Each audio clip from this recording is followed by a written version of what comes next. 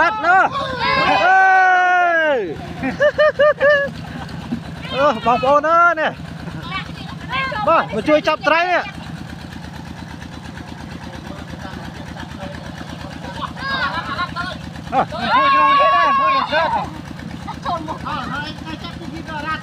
bình lệ nhá chim nhớ này hỏng bồn rát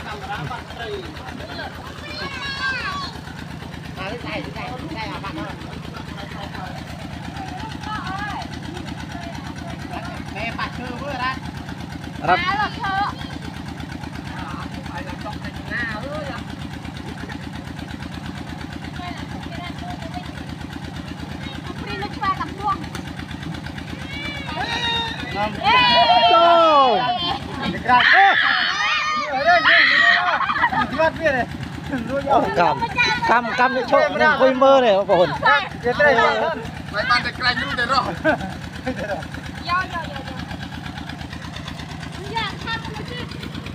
anh có than nó ai ta chả than anh tình xin từ đây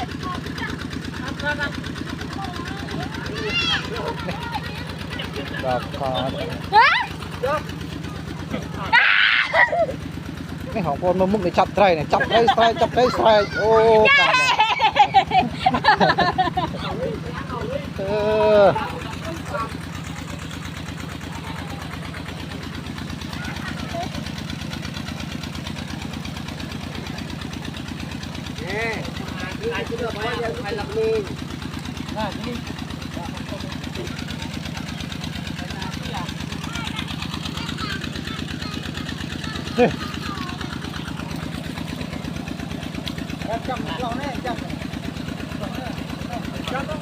cam rồi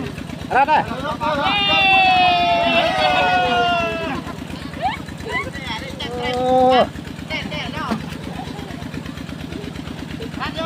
không mấy bạn nữa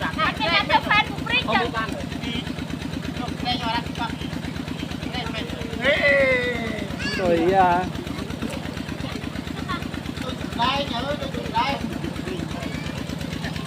ê mẹ khả năng không ê mình cho chậm kìa nhá càm rồi